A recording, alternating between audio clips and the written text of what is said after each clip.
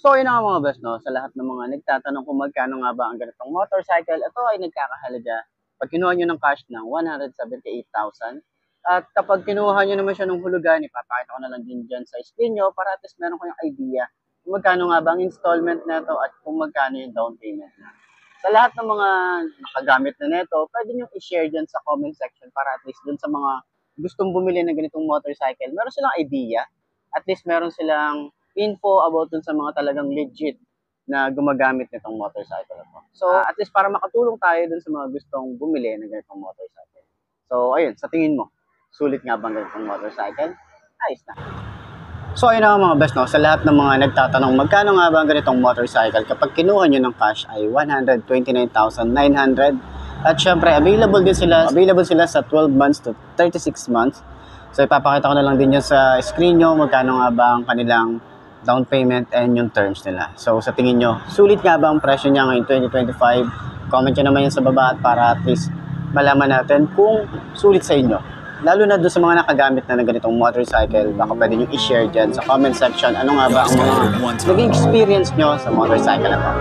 Ayos na ayos yan, di ba? About to hit the gas for a minute, no cap, no limit. I attack till I finish, I attract and I get it. Got my cash all liquid, never pass my limit. Too fast when I'm spitting, read it back, now they get it on. Flipping that switch as I'm hitting these bars like a gift. I spit like I'm sipping gold bars to these kids, no kidding. I've been winning this and getting my best life dinner while I'm hitting on a mission. Ooh, spicy, I know they like me, but I got a wifey. She be real nice to me, no one works like me. Got a different mindset, my rate is pricey. Got a different psyche, ooh, lyrics are icy. Living life nicely, very precisely. Living divinely, manifest wisely. All I know is that I've been living for the sightseeing. Been around the world for a visit, first class ticket. Man, I'm in it, man, I'm winning. I don't have no limit. If I want it, then I get it. If she want it, then she get it. I ain't never done finished, I'm a giver. I've been giving first place. I've been winning 6 shots, head spinning, but I still keep ripping and I still keep hitting 2 ways. I'm splitting all in, I'm risking it all. Yeah, I don't ever fall. Yeah, but if I do, I get back up, stand tall. Yeah, I want it all. Yeah, a good life, I don't think small. Yeah, I'ma be big one day. See me taking off runway, my name up in lights someday. Looking at a crowd that loves me. Yeah, I came here to play. I'm lucid, I'm not losing. This life is one I'm choosing. I don't stop, I keep moving. Just watch me as I prove it. Oh, I'm telling you I never let.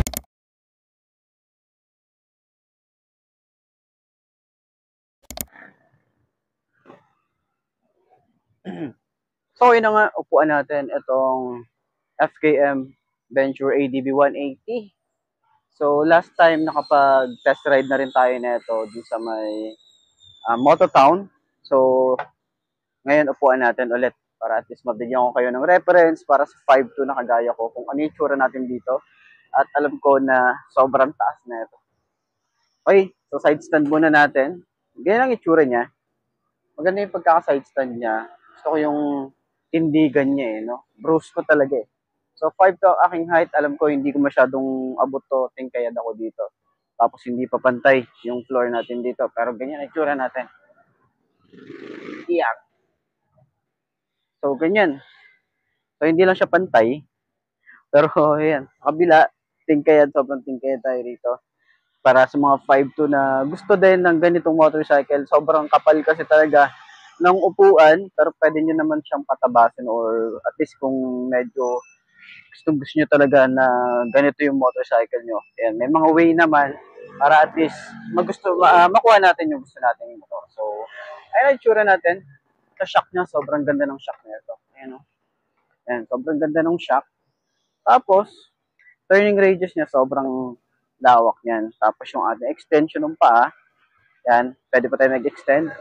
Cruiser position, tsaka standard position, ganyan ang itsura natin. So, maluwag din yung ating back ride, di ba? Tapos pwede pa tayo maglagay ng top box or mga saddle bag dito sa gilid, di ba? So, ganyan ang datingan natin, di ba? Pogi, ang bruise ko, di ba? Ganda rin, oh.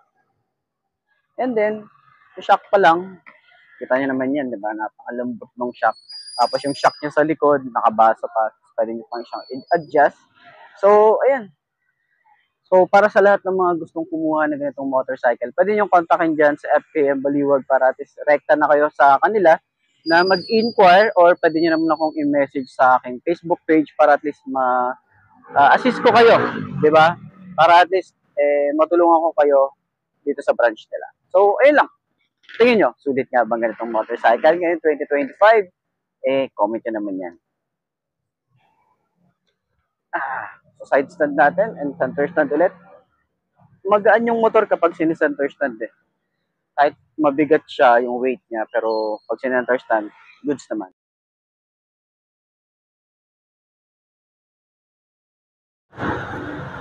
So yun na nga ngayong 2025, at least mauupuan na natin itong Falcon 180i. Okay, so nakita lang din natin to sa may Makina Moto Show. So last, hindi ko lang matandaan kung kailan yun, pero ayan, nakita na rin natin. At available sila rito, marami silang available unit. Meron silang 3 unit, 2 kulay white at 1 kulay gray. So upuan natin sa 5'2 na kagaya ko kasi merong mga gustong makita din ano yung itsura ng mga 5'2 na kasing height ko lang din. So center stand, ito naka center stand, side stand muna natin. Yan, magaan siya kapag sa side stand mo. Pero ganyan ang itsura niya kapag naka side stand. 5'2 ang ating height. Tingnan natin kung abot ba ng 5'2. So sa mga nagbabalak ng 5'2 yung height, abot naman, pero sobrang tingkad. Pero nandun tayo sa dulo ng upuan. Ayan. Pero kapag naitayo nyo na, okay naman eh. Ayan o. Sobrang tingkad nga lang talaga. Medyo hirap lang tayo sa traffic. Pero meron namang way yan. Pwede natin patabasan yung upuan or yung shock. Pwede natin pababaan. Pero ayan, yung itsura natin o. Ayan eh. Tabi muna natin to. Baka tumama. Okay. So, ito yung kanyang remote. Yan. Yung shock niya sa harap. Sobrang lambot. Siyempre, pag ADB, kailangan ganito ka lambot yung ating shock kasi pwede nating ipang on and off road, diba? So, yung kanyang turning radius, sobrang lawak. Ayan. ADB yung tsura na ito. Para siyang, ano talaga, Honda ADB 160. Ganun yung datingan niya. So, ayan. Shock sa likod, hindi natin maano eh. Ano, pero lambot lambot ng shock na rito. Diba? Tapos naka-naked handlebar tayo rito. Medyo maliit lang yung kanyang panel pero goods kasi meron tayong adjustable na windshield dito. Ayan, taas baba. Yan yung pinakamataas niya. Ito naman yung mababa niya. Diba? So, madali lang din siyang i-taas baba. So ayan, sa mga gustong kumuha ng mga ganitong motorcycle dito sa LGM Motorcycle Malolos branch, ipapakita ko sa inyo yung kanilang contact number para at least rekta na kayo sa kanila mag-inquire or pwede nyo naman ako i-message sa aking Facebook page para ma-assist ko kayo. Ayos, diba? So sa mga OBR natin, kagandahan kasi talaga dito, yung ating upuan is meron na tayong camelback. No? Yun yung isa sa mga talagang highlight din dito eh, 'di ba? Bukod sa naka-dual channel ABS na to, talagang yung specs niya panalo. Tapos 180cc pa siya. Ayan. Ayos, 'di ba? Center stand natin. Kung magaan siya yung center stand. Paki-smooth lang oh. Ayan, smooth lang, 'di ba? Ayos.